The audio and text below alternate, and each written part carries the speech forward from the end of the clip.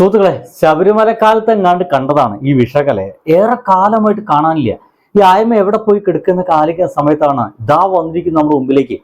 ഇപ്പൊ രണ്ട് വിഷങ്ങളാണ് ഇപ്പൊ നമ്മുടെ കേരളത്തിൽ ഏറ്റവും നന്നായിട്ടുള്ളത്. ഒന്ന് നമ്മുടെ PC ജോർജ് വിഷമാണ്, രണ്ടാമത് ഇപ്പോ നമ്മുടെ നടേശൻ ചേട്ടൻ കൂടി അവിടേക്ക് എത്തിയിട്ടുണ്ട്. ഒന്നാമതായിട്ട് കേരളത്തിൽ നിൽക്കുന്നത് ഈ ശശികല എന്ന് പറയുന്ന ഈ സ്ത്രീയാണ് കേട്ടോ. ഒരു രക്ഷയില്ലാത്ത, വായട്ട് തുറന്നു കഴിഞ്ഞാൽ വർഗീയ വർത്തമാനമല്ലാതെ വേറെ ഒന്നും വരില്ല കേട്ടോക്കൂ. മലപ്പുറത്തെ ഹിന്ദുക്കളുടെ ഭയത്തെക്കുറിച്ച് SNDP യോഗം ജനറൽ സെക്രട്ടറി വെള്ളാപ്പള്ളി നടേശൻ നടത്തിയ പ്രസ്താവനയെ ശരിവെച്ച് ഹിന്ദു ഐക്യവേദി വെള്ളാപ്പള്ളിയുടെ വാക്കുകൾ വസ്തുതയാണെന്നും അദ്ദേഹത്തെ ഒറ്റപ്പെടുത്താനുള്ള ശ്രമങ്ങളെ അംഗീകരിക്കില്ലെന്നും ശശികല വ്യക്തമാക്കി.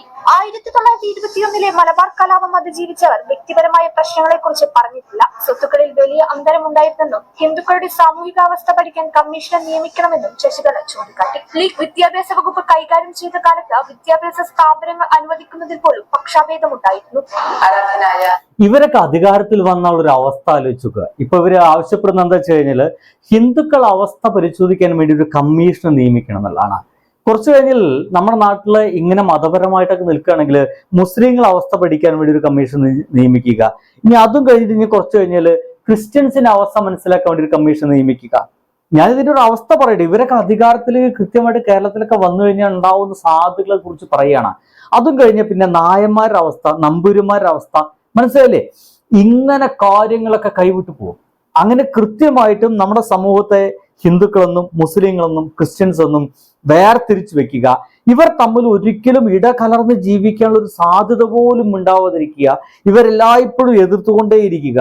അങ്ങനെ എപ്പോഴൊക്കെയാണ് ഇവരിങ്ങനെ വഴിമാറി ഇങ്ങനെ വിട്ട് ജീവിക്കുന്നത്, അത്രത്തോളം ഇവർക്ക് ഗുണമാണ്. കാരണം എന്തു വന്നാലും ഭൂരിപക്ഷമുള്ള ഹിന്ദുക്കള്, ഇവർക്ക് ഹിന്ദുക്കളുടെ വോട്ട് മാത്രം കിട്ടിയാൽ മതി ഇവിടെ ഭരണം ഇങ്ങനെ കൃത്യമായിട്ട് തുടർന്ന് മുന്നോട്ട് പോയിക്കൊണ്ടിരിക്കാൻ.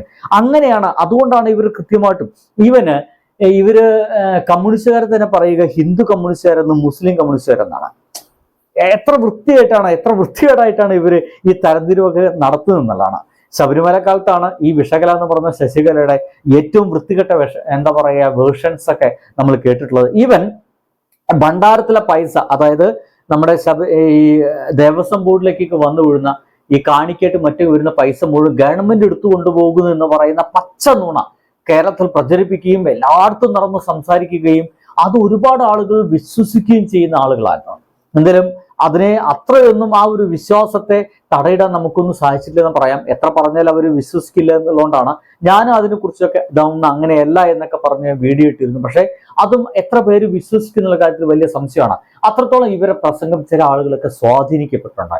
എന്തായാലും മായമ്മയുടെ സംസാരം കേട്ടു.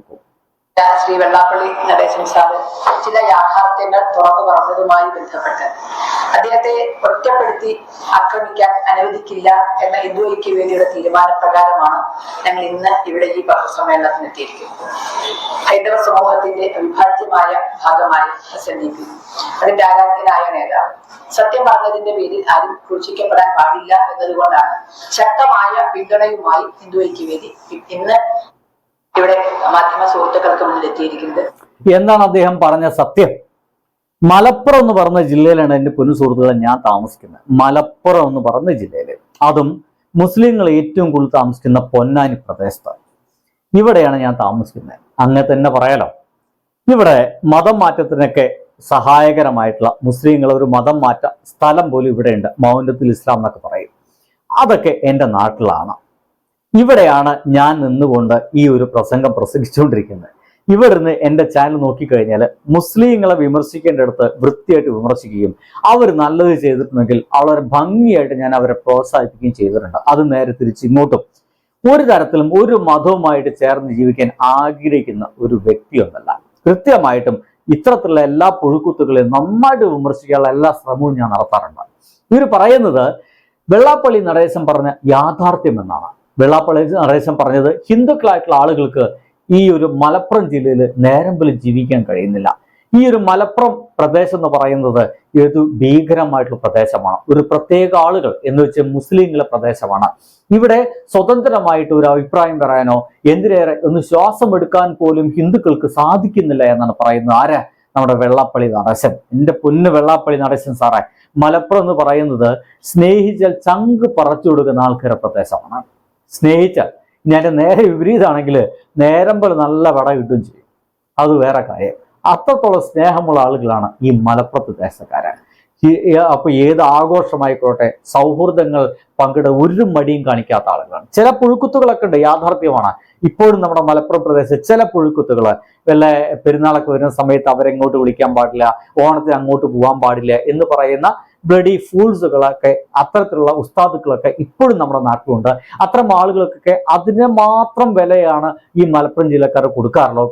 ഓണം ആഘോഷിക്കാൻ പാടില്ല എന്ന് പറഞ്ഞു കഴിഞ്ഞാൽ ഈ തട്ടമിട്ട പെൺകുട്ടികളും ഇനിയിപ്പോൾ തലയിൽ തൊപ്പി വെച്ച ആൾക്കാരെല്ലാവരും കൂടിയിട്ട് വട്ടളം നിന്നിട്ട് പൂക്കളം ഇടുകയും മറ്റും ചെയ്യുന്ന ഒരു നാട് കൂടിയാണ് ഞങ്ങളുടെ മലപ്പുറം എന്ന് പറയുന്നത്.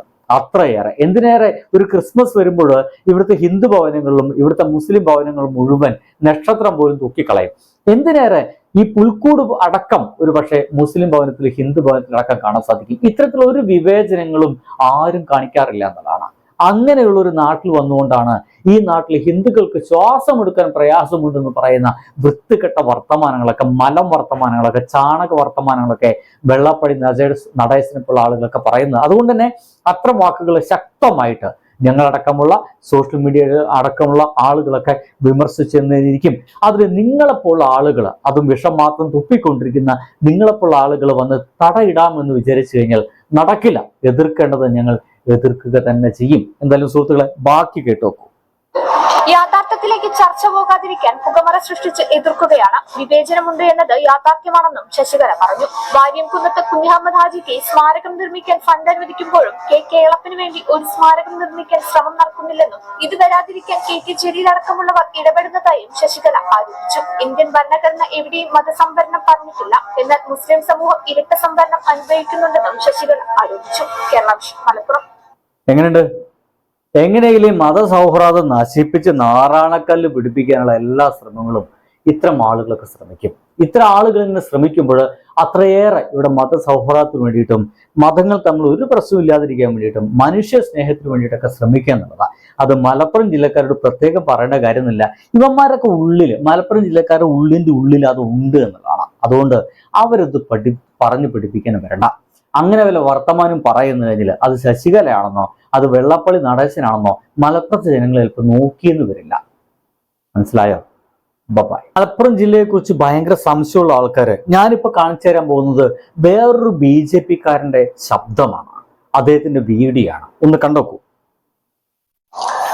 മലപ്പുറം ജില്ലാ വിരുദ്ധ സമരത്തിൽ ഈ കണ്ണൂർ ജയിലിൽ ശിക്ഷിക്കപ്പെട്ട് കിടന്ന ഒരാളാണ്. എനിക്ക് തോന്നുന്നത് ഇന്ന് BJP-യുടെ ഈ പ്രവർത്തന രംഗത്ത് ചുരുങ്ങിയ ആളേ ഉണ്ടാവും. പക്ഷെ ഇന്ന് എനിക്കറിയാം ഇത്രയും സ്നേഹിച്ച ചങ്ക് പറഞ്ഞു കൊടുക്കാൻ കഴിയുന്ന മലപ്പുറം ജില്ലയിലാണ്. ഈ മനുഷ്യൻ മലപ്പുറം ജില്ലാ വിരുദ്ധ സമരത്തിൽ പങ്കെടുത്ത ജയിലായ വികസന രംഗത്ത് മുന്നോട്ട് പോയിട്ടുണ്ട്. പിന്നെ ജനങ്ങൾ സ്നേഹിക്കുന്ന ആളുകൾ നൂറുകണക്കിന് ചെറുപ്പക്കാരായിട്ടുള്ള മുസ്ലിം യുവാക്കന്മാരുണ്ട്. നമുക്കവരെ ആശ്രയിക്കാം, നമുക്കവരെ വിശ്വസിക്കാം. അപ്പോൾ അത് അങ്ങനെയല്ല, അത് അന്നത്തെ ഒരു അങ്ങനെയായിരുന്നു. കാരണം അന്ന് ഒരു ഭയം ഉണ്ടായിരുന്നു. ആ ജില്ല ഇങ്ങനെ കാരണം അന്ന് അതിന് ഇടയാക്കുന്ന ചില സംഭവങ്ങൾ ഉണ്ടായിരുന്നു. മുമ്പുകാലത്തൊക്കെ ചില തിയേറ്ററുകളൊക്കെ കത്തിച്ച സംഭവങ്ങളുണ്ടായി. ആ ഒരു കാലം അങ്ങനെയാണ്. ആ കാലം കഴിഞ്ഞു. പക്ഷെ നമ്മൾ ഇന്ന് നമ്മുടെ ജീവിത യാഥാർത്ഥ്യം നമ്മുടെ മുമ്പിൽ. ഇത്തരത്തിലുള്ള ആളുകളെ ഒക്കെ നമ്മൾ സംശയത്തോടുകൂടി നോക്കേണ്ട കാര്യം എന്താ? നമ്മള് അയൽവാസികൾ അങ്ങോട്ട് ഉത്തരേന്ത്യയല്ല, തൊട്ടടുത്ത് മുസ്ലിം ഇപ്പുറത്തെ ക്രിസ്ത്യാനി നമ്മുടെ ഒരുമിച്ച് നിൽക്കുകയാണ്.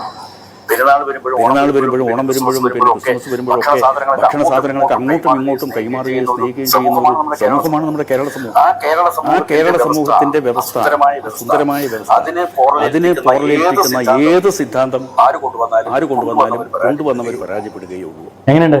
പത്മനാഭനാണ്, BJP ദേശീയ അംഗമാണ്, സമിതി അംഗമാണ്.